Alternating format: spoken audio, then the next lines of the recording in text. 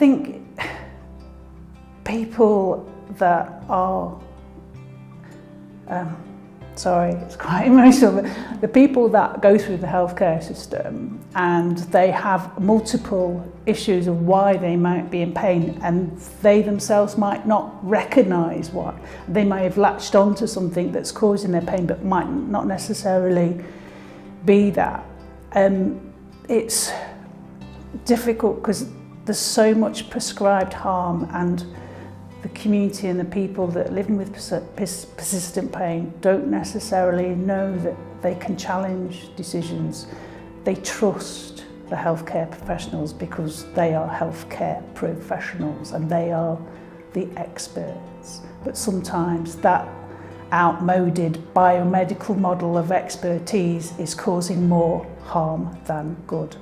And I think also that the way the social determinants of health are projected onto people, and there's a belief or understanding that certain individuals from certain backgrounds have certain ways of dealing with stuff and they are deprived, which is an insulting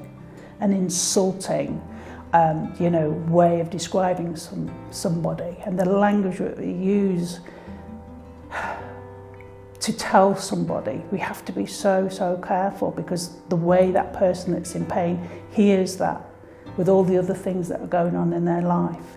People aren't deprived. They may have social economic disadvantages. They might have accessibility issues, but the main thing that happens is they are not listened to, and we do not look at people in the whole holistic way. We don't look at their background, we don't look at their environment, they don't understand the stresses that people are dealing with, and that affects how they go through the healthcare system. Their postcode can affect how they're treated by the healthcare system. And the fact that you guys are all here together looking at that and trying to understand that. But the one thing I would ask is, please don't call us deprived. People with persistent pain are really resilient. We come from resilient communities that do a lot of self-supporting, and very many of us don't ask for help until we become desperate. And I think the important thing of the network that you're working with is to get in there before that happens, and the language we need to use around that, and how we involve people and how we engage people. And we need to make sure that we don't use patient-centred approaches as tokenism.